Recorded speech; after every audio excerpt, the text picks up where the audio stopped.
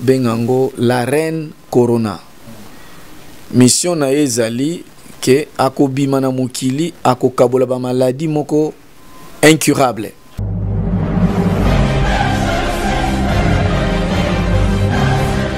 Mon pepo yesu ko calmer ngo. So pe akopona mutu parfois yo aponi yo mete ba yesu mutapesi e ya noana. Omona ki mon pepo yo esukisi mayele ya bato. Siko ba culte komi na bandako. Juste ça culte na ndako lelo. Bana nyonso balandi biso na ndako. Donc nzamaza na contrôle ya ba famille na ye.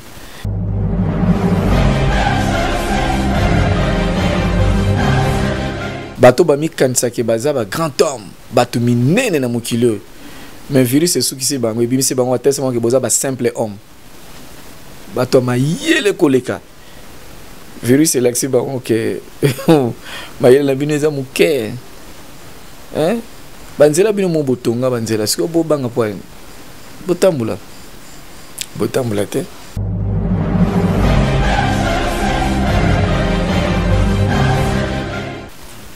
Ngana ndimi ke to mona différence na mboka na biso par rapport au ezo salam na bamboka bato mususu. Na sepeli boye bolo bisa bato ngi makamwa nzambe, hein, bino ba journaliste bo sala pena mosala boko mpe ba pasteur ne mboza.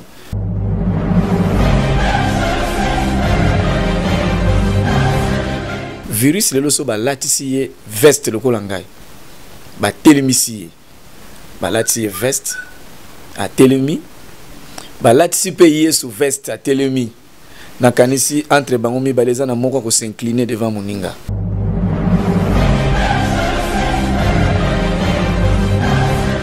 Nde moi maladi muke zalaka na bande kona biso ya réseaux sociaux. Moi difficulté muke bazala nango ya kokosa. Okolo ba phrase très bien neta to lobi non na ko pesa exemple muni soko muni likambo boye longola ye longole loko wana lobaka longwa ya kozwaka longwa wana esili na parti on a peut à créer moi base na ye.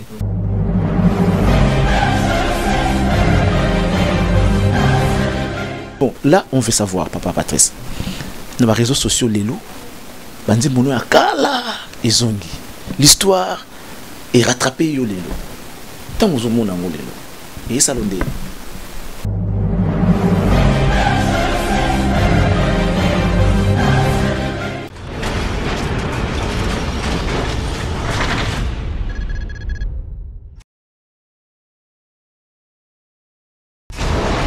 Merci de nous rejoindre sur la RTVS 1, messieurs, dames, bonjour. Nous sommes très heureux de vous savoir très nombreux devant vos postes téléviseurs pour suivre cette interview avec évidemment l'homme de Dieu, le pasteur frère, on l'appelle frère, on est habitué de l'appeler frère, le frère Patrice, notre frère Patrice à nous. Nous sommes venus particulièrement lui voir par rapport à ce qu'il a déjà dit et on commence aujourd'hui à voir des signes. Quels sont ces signes? C'est ce que vous constatez avec nous. Ce qui se passe dans le monde entier, tout est arrêté.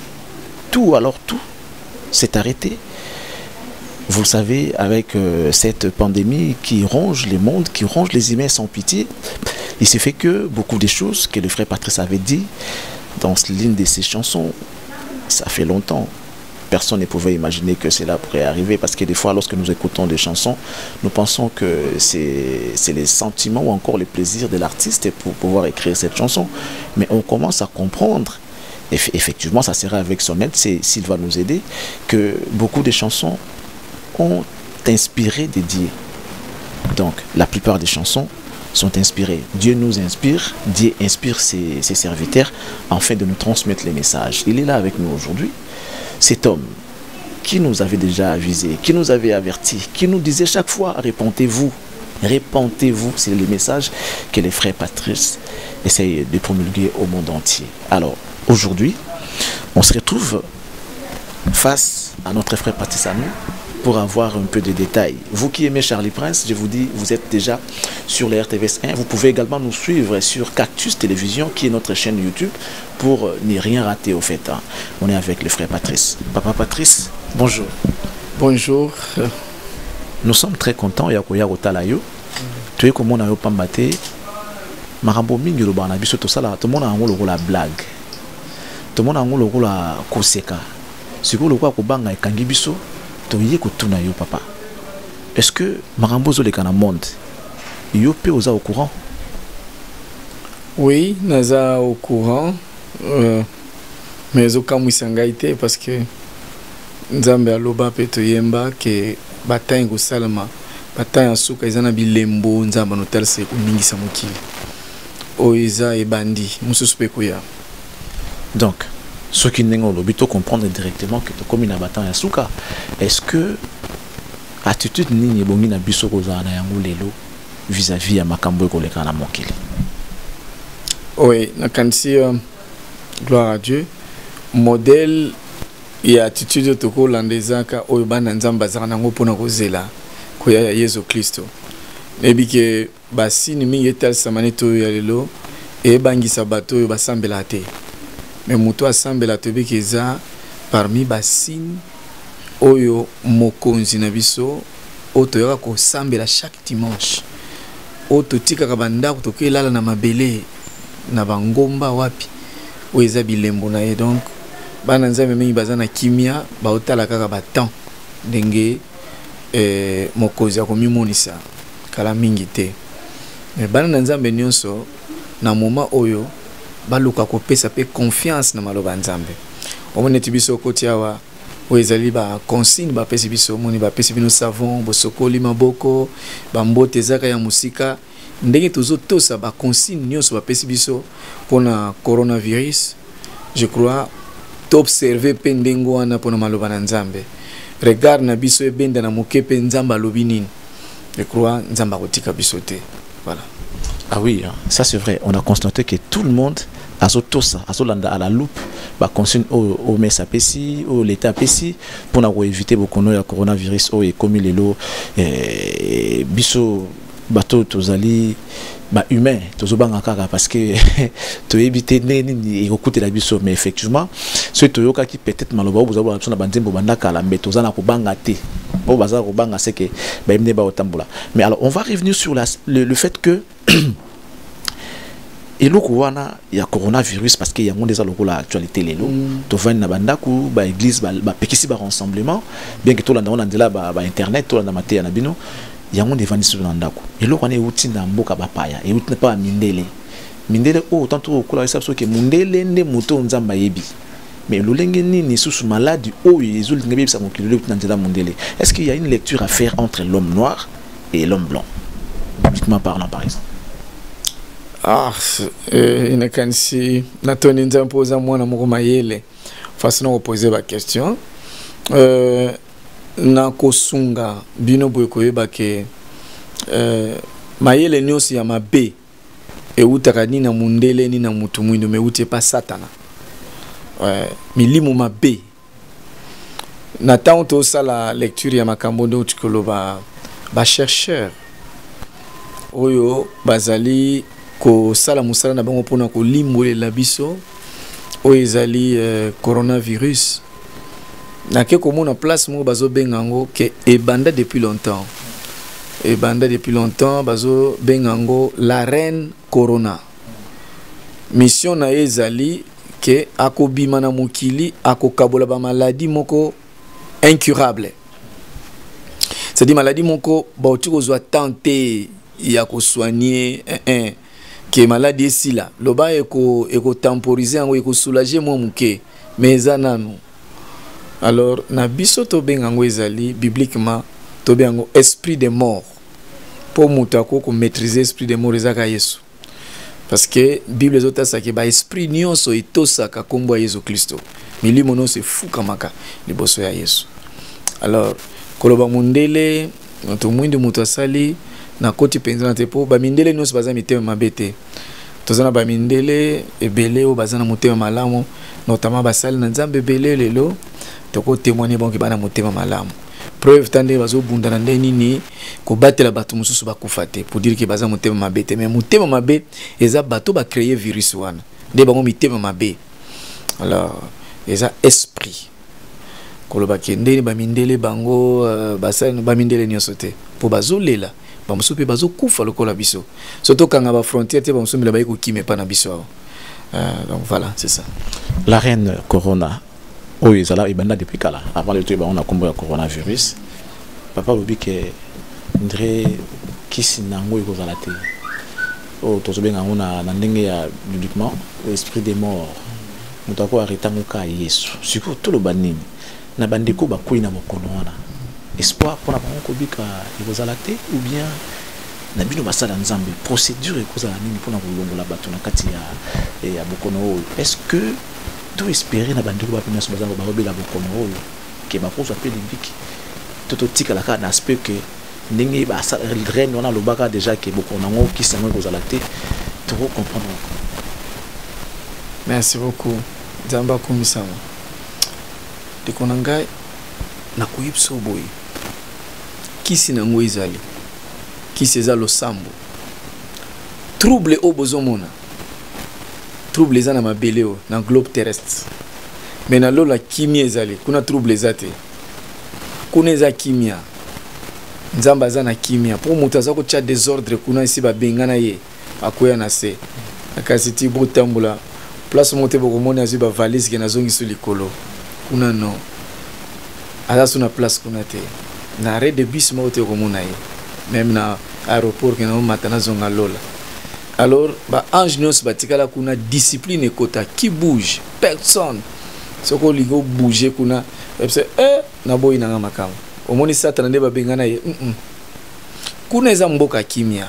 Alors nzamba za na kimia na bisika na fandi azotala bana na ye. Ayibike bana ne bazana se. Na mabele o essayer bouger o partout. Nzamba za na contrôle makambo nyonso. On a battu balongo la panique. Kubanga te. Nzamba zu contrôle makambo nyonso. Mikolo na zaso na tala likolo avion moko ezate. Nzamba essayer récupérer. Azana contrôle. Nzamba kobatela yo. Biso tozana kondima. Que timo pepe ekosila nzamba kosilisa yango parce que liso nzamba ezana se. Bato nso ba miso na bango comme na cimetière to kundele wapi soka kufi to kunda. Mais nzamba miso ezana se azotala ba oya ye. Aotala ngape aotala yo. Kangama na nzamba pepe na kozwa ote ekoleka. Ba kombo nyose bima na mokili oyo. Eloba kaka j'étais, je suis, mais je serai non. Mais en moko azali les mêmes hier, aujourd'hui et éternellement, c'est Jésus-Christ de Nazareth. Il s'est élevé à travers le monde, les noms des dictateurs, les noms des rois, les noms des empereurs très célébrés, les noms des généraux, des maréchals, les noms des philosophes, des hommes de science, mais le monde est toujours dans le chaos. Mais le nom de Jésus-Christ est au-dessus. Jésus-Christ, le roi des rois, il est plus haut. Tout genou doit fléchir devant lui, au ciel et sur la terre, même sous la terre. Jésus-Christ est roi. Toche pa na nzambe mo pepe oyo Yesu akokalme yango so pe akopona mutu parfois yo aponi yo mete baka Yesu mutapesi e ya noana omona ki mo pepe oyo esukisi mayele ya bato siko ba culte komi na bandako jito sali culte na ndako lelo bana nyonso balandi biso na ndako donc nzamba za na contrôle ya ba famille na ye soko za na famille ya Yesu Kristo ayibi ndenga ko gérer yo. Voilà. Je fais appel à toi qui est atteint de cette pandémie. Crois en Dieu, comme l'a dit son serviteur. Crois seulement à Jésus et je crois que quelque chose pourra se passer dans ta vie. Même si tu as espéré que Dieu va l'épargner de cette pandémie. Merci, on va évoluer comme ça avec Papa Patrice.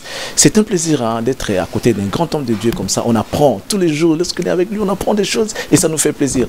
Mais bon, là, on veut savoir, Papa Patrice. Dans les réseaux sociaux, les loups, Bandi Mounou Akala, ils ont l'histoire est rattrapée yo lelo. Tant vous mona ngo lelo. Et ça londe.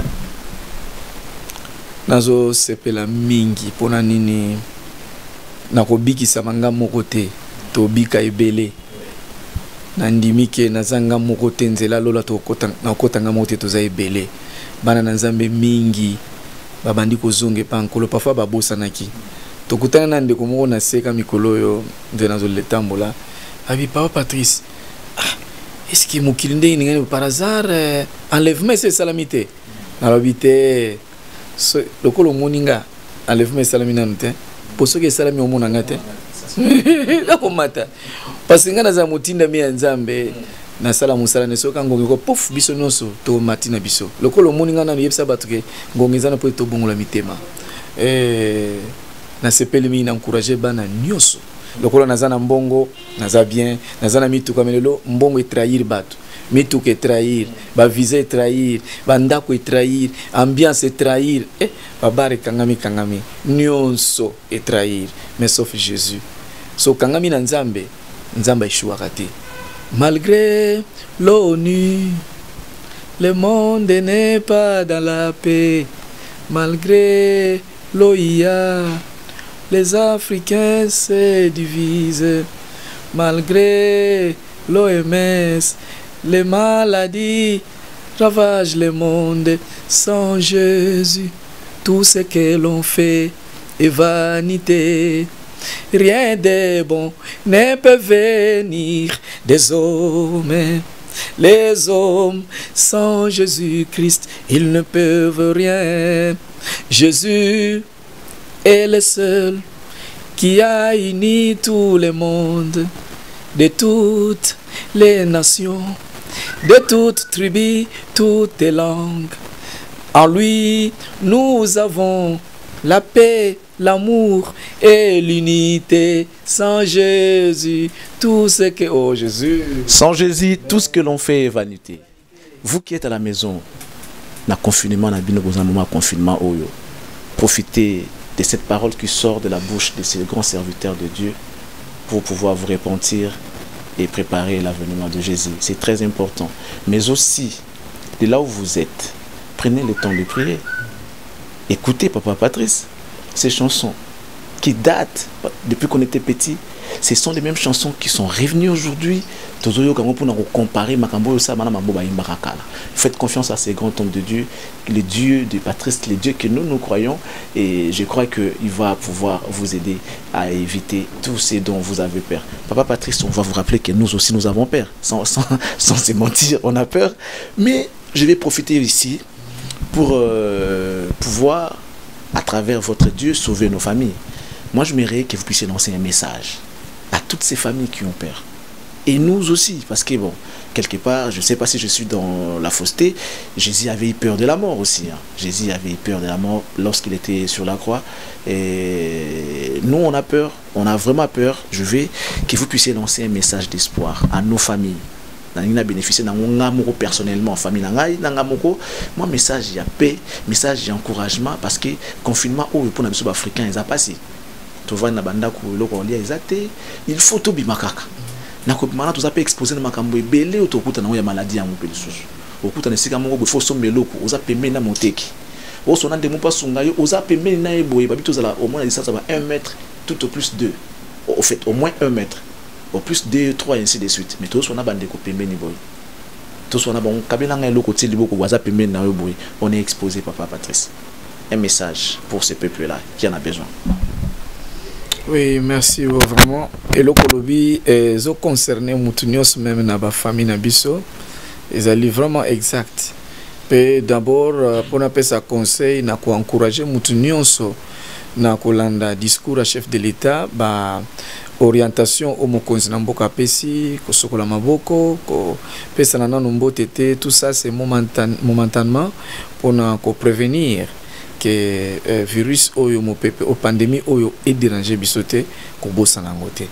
Mais au-delà na yango nazo inviter bino kana likamo moko trouble o bozo mona ezana mokili oyo na lola place nzamba za trouble zate mais biso to abana ya lola to abana nzambe nzamba azozwa soin na biso ko bangelo côté loko no sezo sala salango na prière na motema oyebi ndenge kaka tozo kotosa mobeko pona ko éviter virus oyo ezwa biso te totosa penza totala pempe to bena regard na biso na maloba na nzambe maloba pe lobi nini po lelo na kanisi soki virus oyo corona oyo telemi et lobby business tozoto ça même maloba nzambe so totosi ekozala bien koleka parce que virus lelo so ba latisi veste lokola ngai ba telemisi ba latisi veste a telemi ba latisi pe yesu veste a telemi nakanisi entre bango mibale eza na moko ko s'incliner devant moninga.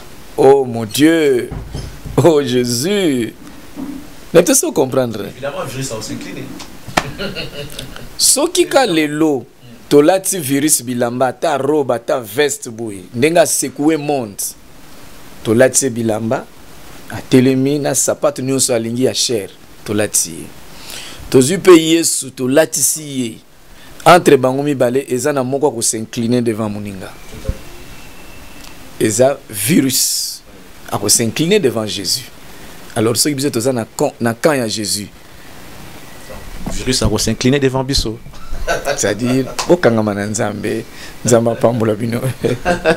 C'est très bien. Vous avez entendu cette parole de sagesse. On évolue avec Papa Patrice. J'aime bien être à ses côtés. J'apprends beaucoup de choses en même temps. Mais Papa Patrice, est-ce que dans le moment où vous avez un confinement, tout ça, culte, tout ça qui n'est pas été, bandiko bazana ba moyen ko taper ba internet te wana. Bazo prier bango moko. Mais est-ce que ceux qui makambo et les kani parce que bon nous croyons effectivement que karaningo lobi eza na mo trouble kana mokili na lola kuna calmeza et les kanango. Bino basala nzambe. Message boye la biso siko e kozala nini parce que toujours trop prospérité. Vous devez être prospère, vous devez vous marier, s'aimer, s'aimer, voyage, s'aimer, lelo oyo tout est éliminé. Naba voyage. Moutazo balazate, moutazo qui ne voyage azate, tout est éliminé. Maintenant après, message boye la psycho zalanine. Na makambo tozo mona bon, je dis bino mais na que yoza la message qui dans la biso, mais je dis d'une manière générale. Ozama le mingi yangwana likamne na lobayo lobi yango, c'est-à-dire question mususu wana eza réservé na ba obasala kawana. Mais biso message na biso ezo continuer. Preuve uti koloba ke batu mingi à travers le monde ba nzambe na ba réseaux sociaux tout ba ke kozwa ba message ona ya kala na yema depuis longtemps.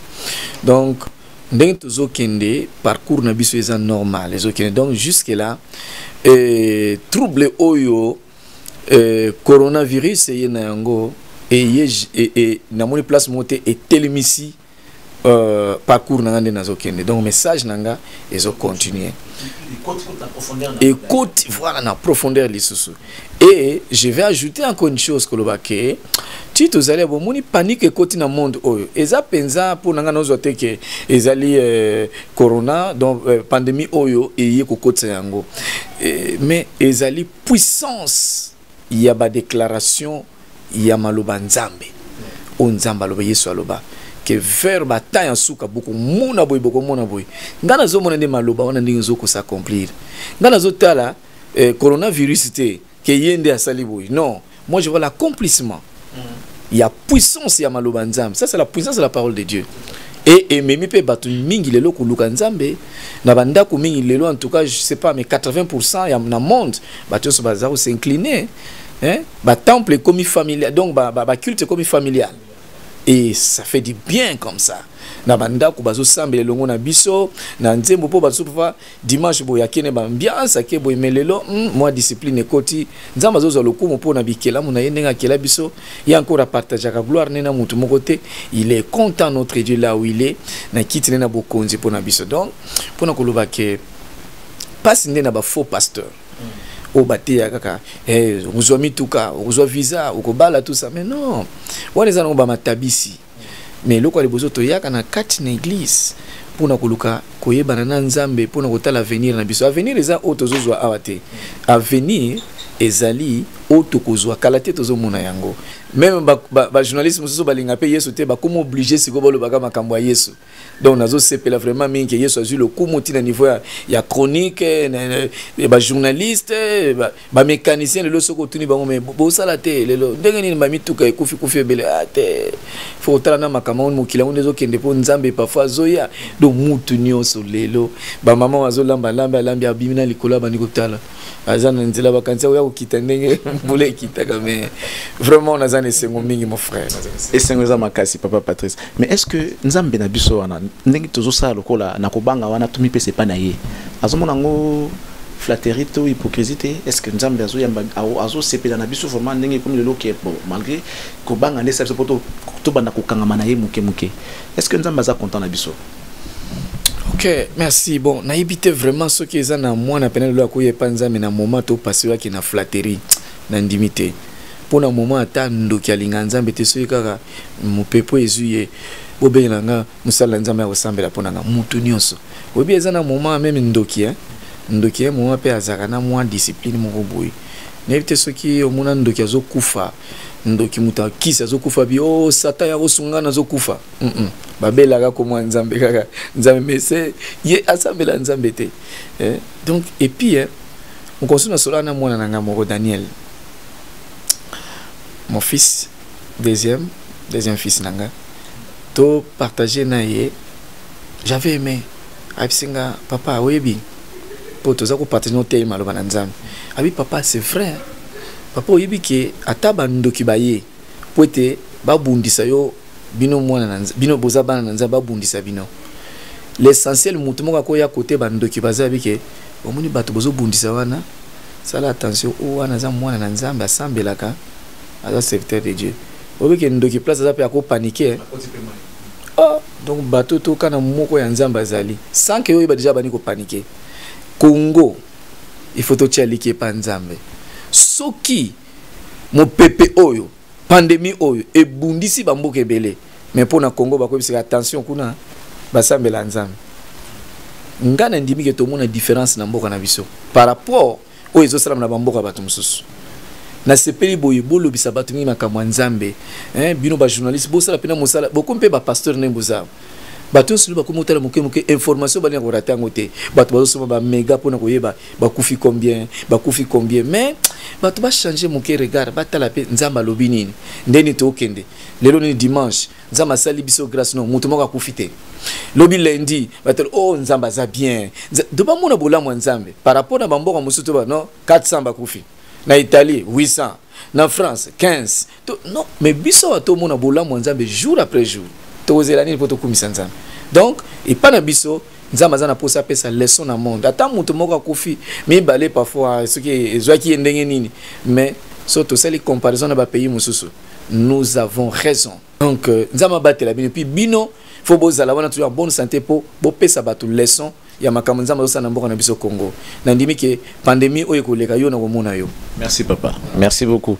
Mais papa Patrice Tolinto yeba tozo ke na so muke na suka pour to tika yo pe manayo.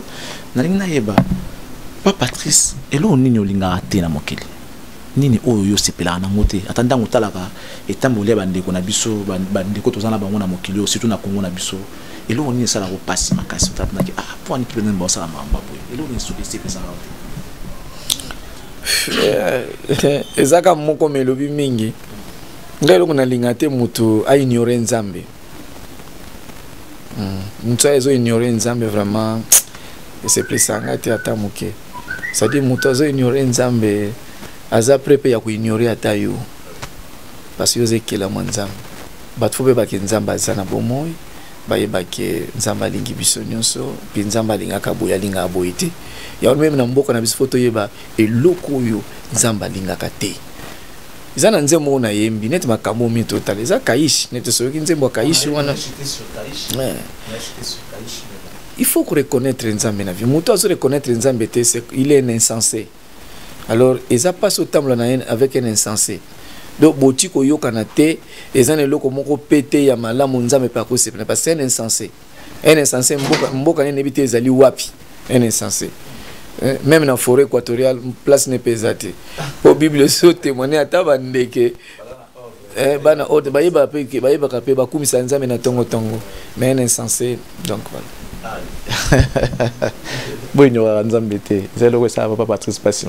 Et d'ailleurs c'était un grand péché, c'est le plus grand péché, Dieu est Dieu, il faut lui donner sa place, d'abord Dieu, ensuite les restes. On va parler avec papa Patrice. Moi je mérite épingler moi point moro ya makasi oyo lelo yango pendant des simbi biso et kangi biso pendant ba kino ba kangi biso pendant maboko moko na suka moko na somo moko na suka ma mbele ko changer. Oluka wa radio boy radio za wakangama oluka mokili zate oluka taxi oluka transport oluka okende koto eloko mo ozalate. Est-ce que c'est ce que nous sommes en train de vivre aujourd'hui, papa Patrice? Parce que Nzimbola c'était une prophétie ou bien inspiration et artiste et parce que là on parle comme artiste. banzembo mingi nzambe apesanga ezaka prophétique parce que nga motana yembaka des fois nazoyemba nazolela. C'est un message que Dieu est en train de communiquer à son peuple. Natanga na Bible namona ki makambo neza yango penza mukola suke kozala o eza nango bilembo mais ana mukola suka te bilembo déjà ba signe ya minene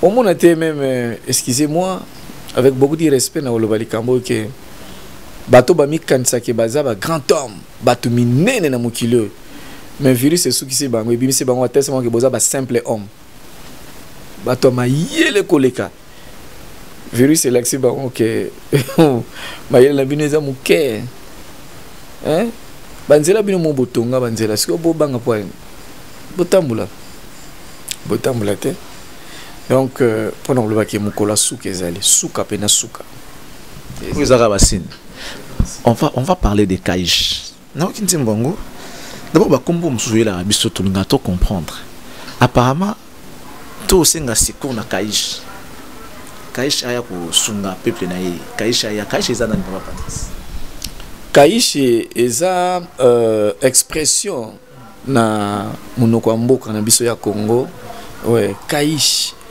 ça dit na lobi ke nzembo na yembi yango na munoko mboka na ngai na lobi Kaish aya akita asala Kaish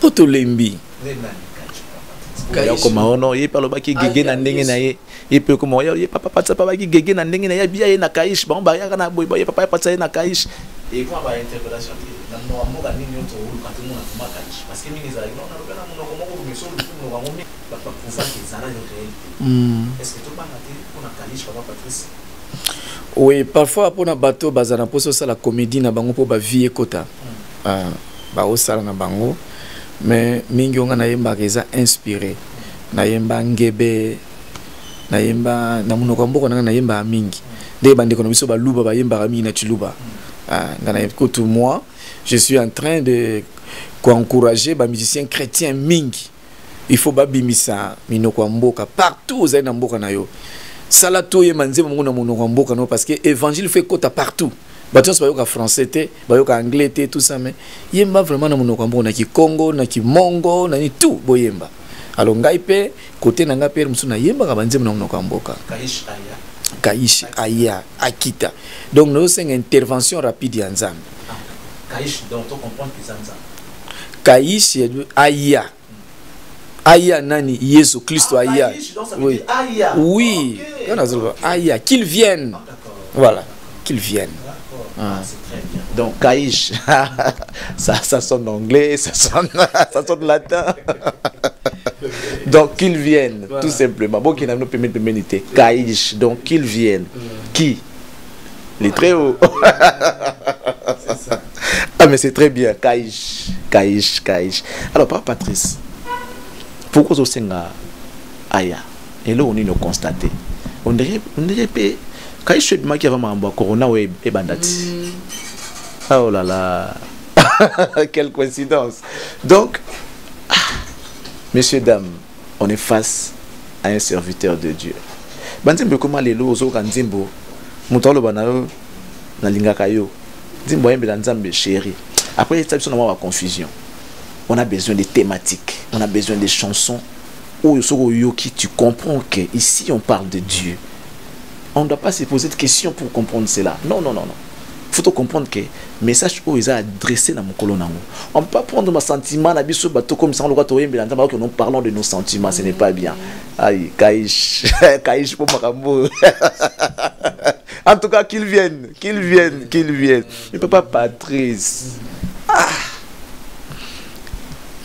Oui, peut-être par ignorance, les lots. Ils doivent se dire de là où ils sont que Moussa Lanzambe en ligne parce que ce total Kaish hormis ba oh yemba et les cas oh attends et ba signe attends à fin tant yemba biso Kaish tout ce que vous avez dit dans cette chanson c'est comme si vous étiez en train de demander l'aide de Dieu sur ses enfants par rapport à ce qui se passe aujourd'hui. Ah eza penza bongo za bongo Zambaya tozui ba cadeau ebele, mais il faut aussi un cadeau supérieur. Congo tozui ba don ya ndenge na ndenge, mais il faut maintenant un don supérieur, un cadeau supérieur. Eza Nzambe. Nzambe nde il faut toyamba ye na mboka na biso, toyamba ola mitema na biso. De comment quoi ebisaki ngake okoyi pe ko sala même ba don ya bilamba ya ba mituka ya ba ninga bi, mais to sala ba don mais yango te ko pesa solution, ko pesa kimia. Ennemi pe akoya bepsi pe na mituka bo pesi, apanzi pe na ba sapato bo pesi. Mais soki Nzambe akiti na mboka na biso mutako panda Nzambe azate akita, surtout ta Nzembo Nzambe apesi nga yango naza kolela mingi pona mboka na ngai Congo. Nzambe pona nini? On dirait biso to yiba mboko ko yiba, to yiba mabele mususu epa na bato, to yiba ba minere epa na bato yo ekomi bazo ya kosenga bo pesa arozwa kende kaste atiko boma na mutu okay. Nzambe yaka yo nde mutu pesa, yo juge suprême, avocat suprême yaka. Mais atako toza ba sentinelle kasto battre la rabino biloko ngona Congo, mais oye ozu biloko bomi pe na sentinelle. Mais finalement oyo mutu kote la biso azate fora ye akita aya poto pema quand même, parce que ye mutu ko corrompre ya zalité Nzambe na biso. Toi na posa intervention na kati ya mboka na biso, ye tata ya batu nyonso, noko ya batu nyonso to lembi to aussi là il faut aya so que tozo aussi là tozo ken mbo ekotika la pamba. Oyebi na kati ya mboka so bazo boma neti bana mike bazo kufa oyo ko boma mwana moke, c'est-à-dire babomi avenir ya mboka. Ouais, parfois boma mukolo bana bazo ya, mais so babomi bana mike nyonso, mais si c'est fini, c'est fini. Nde mayele mabesa tranzana mpona mboka na biso ayaye o apesa biso mabele oyo ayo kala biso mawa. Voilà.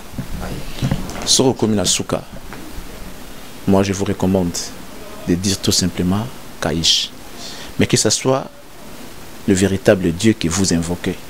Ezate Kaish, oui, aya menani siko yozo benga. Ponga na benga Kaish ya Nzambe o akela yonanga.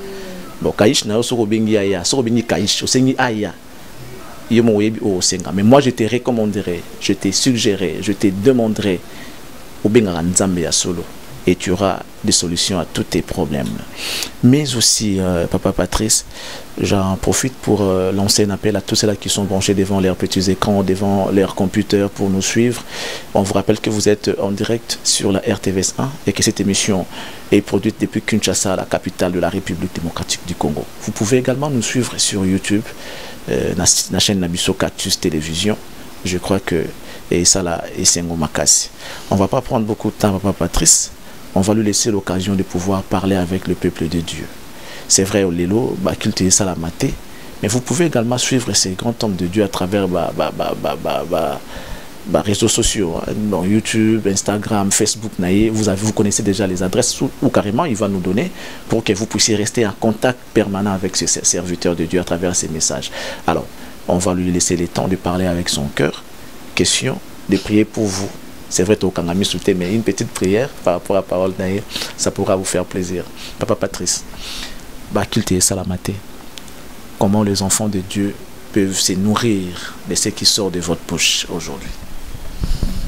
Oui, Kilté Salamate, mais na pesi Nzambe merci pour na maye, la pesi na bana na ye. Lelo technologie est comme vraiment très avancée que nanzela na internet, bato bazolanda biso. Beaucoup là chaque fois na YouTube et puis vous s'abonner vraiment pour message moko ya parfois na yipsi bana nzambe nyonso ke na 21h to na minuit to kosambela pendant 30 minutes tant na lancer message na YouTube et pas no pe ko signaler mbala moko vous s'abonner na chaîne na biso Patrice Ngoyi Musoko officiel, soit na page na biso Patrice Ngoyi Musoko. Je crois que nous à chaque fois un message pour na kolanda ba maté pour avoir temps ils vraiment limité. Et moi conseil comme aucun na zo pesa yo zana kimia ezala surtout trouble au bozomona ezana mabele na lola kimia ezali kuna eza tata ya kimia ye misme ezana c'est parce que bana neto mina noté tozali miso ya nzambe eza so likolo te ekomi na se aotala mipepe nyonso ezoleka mpe azomona yo mpe azomona ngai neyebi na moment oyo bakonzi ebele botiki babiro bataximen donc misala nyonso ekomi bloqué surtout so okomi bapoko omona neti ke toza na kati ya zamba meme ndeke ezoyokana te eza temps ya nzambe. C'est le langage de Dieu. Dieu au contrôle de tout. Ko paniquer te. Bo respecter makambo chef de l'état lobby na omes et lobby. Bo sa ila yango. Mais au-delà na yango prière. Ba église ba kangi ba église te ba kangi de ba bâtiment bisika wa poto yaka kusangana. Mais l'église mutako kangwa zate. Prière ezanzoto na biso. Le corps de l'homme, c'est le temple de Dieu.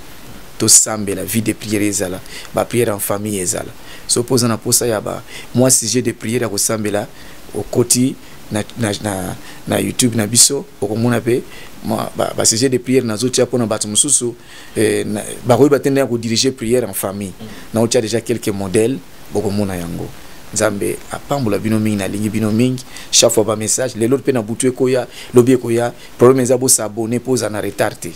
On va finir, mais toutefois, on va détendre un tout petit peu l'atmosphère par rapport à une toute dernière question. Ça pourra peut-être vous faire rire, hein, pour chuter avec. Papa Patrice, Marambole Kanaba réseaux sociaux. Tout à l'heure, au Bénin, on a fait la PC Bandeko pour avancer technologie, ne ba osala yango le tomuta ba culte na ba YouTube et tout. Mais Marambole les Kanara tant soit jouer longa mutuboye, ba tiana d'autres mutuboye, osala otala rappeler quand même ndenge les Kanara. Ouais, et ça la maka. Namona et l'autre mon réseaux sociaux Papa Patrice lo ba bon. Automona. Papa lobby pour na bato ba publier akabande na bango nidité na bango ba publier sous souté ba baye lango yé. Est-ce que ça rap ma Papa Patrice? OK, ndé moi maladi muke zalaka na bande kona biso ya réseaux sociaux. Moi difficulté muke bazala nango ya kokosa. Okolo ba phrase très bien neta to lobby non na ko pesa exemple muni soko muni likambo boye longola ye longole loko wana lobaka longwa ya kozwaka longwa wana esili na parti on a pe à créer moi base na ye mais je sais mukolo wana ezaki lisolo mo kitoko ba pesinga conseil ba tuninga conseil mona makamzo na ba réseaux sociaux. Alors ne sais pas maintenant conseil no ko pesa na bande kuna yo ezala ba journaliste ezala ba collègue no ba chantre. Bon, vraiment, moi je suis en train de comprendre des soucis na bino, mais na osenga na bato bazo publier makambo salité boye et ça bien té. Ceux qui vraiment ils ont un souci que ya ko gagner bandeko yo ba bongo la mitema na kanti boye ko zala bien té. Boko ya na biloko wana to bengi bandeko wana bo laksi bango to tuni bango. Pourquoi bo sali boye? Je crois que vous allez bien pour gagner bango pour ndenge bozo ko exposer bango boye moya ko ramener bango vraiment pas yeso vous allez té. Boya nango to benga bango. Alors mais ceux qui boza na likanza ko sambwisa bango ah wana bo salango. Boko publier ndenge bolingi. Mais intégralité wana ba détail wana ba chango te. Parce que bon j'ai compris mais na suka j'avais quand même compris souci ya ndeko na bi ah papa Patrice yoko kota bakamo te tika biso obeto ko funde pa ma vester. Donc voilà le langage j'ai compris que limité na kota na makambo wana non yo za na respect to pesa ka yo tout cas non bon j'avais non mon ngoma mabete mais c'est vrai moi ba montage musu pesa la ka neti mokolo na utaka na matanga ya maman Christine moi c'est ya papa moloto papa le moloto akufaki wala tozaki en famille na otala na talibana mais bakosi ke auti pa Eliana menga na ndaka beliana komana te yango wana toza na chaîne na biso ya bosolo penza oboko mona intégralité ya makamunyo ezali so bo landi histoire nanga na ba chaîne mususu boko ke nko epena makamalokuta ndetala souci to sali chaîne na biso na YouTube oko mona intégralité ya makamunyo so mona te kuna ndeko achaki neka po sekisa batu pour ne pas dire que pona ba vie non c'est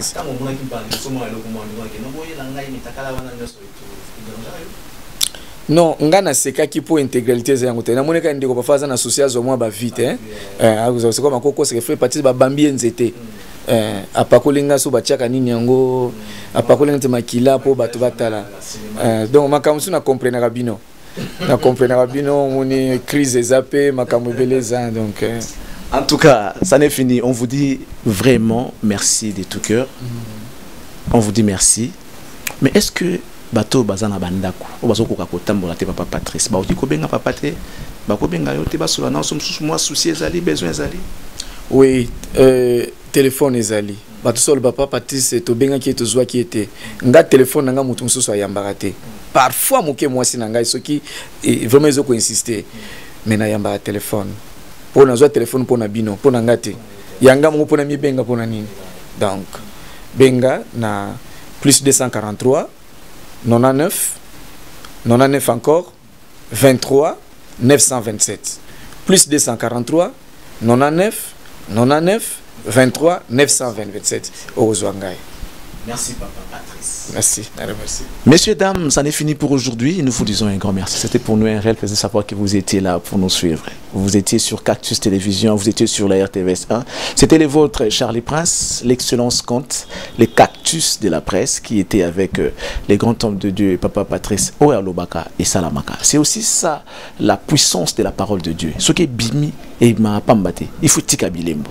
Ce qui est yolobaka, tout le monde a vacinité. C'est que quelque part tu dois revenir encore dans Nzambewana pour inspirer davantage parce que sentiment peut comme dans Nzambe. Nous sommes il y a net tout le monde na réseaux sociaux en tout cas je vais finir. Bah oui kilte ça la matin mais muta obi on kilte koza na réseaux sociaux mais até numéro MP ça na numéro RTL man batina bon est-ce que on a besoin de le faire dans ces moments-ci vraiment franchement. Bon voilà, c'était que pour rire hein, mais ça fait mal des fois et puis ça va tout sous maramboaboué. Donc vous soyez exemplaires parce que Jésus lui-même était exemplaire. Ça n'est fini. Nous vous disons un grand merci. Ceux qui y soyez les lotés, on pourra peut-être se retrouver très prochainement. Soyez à l'abri, respectez les principes, hein, les instructions qu'on a données pour vous éviter cette pandémie coronavirus. Et suivez les conseils des OMS, suivez les instructions du président de la République. Que Dieu vous bénisse. Je crois vous retrouver très prochainement. Merci beaucoup.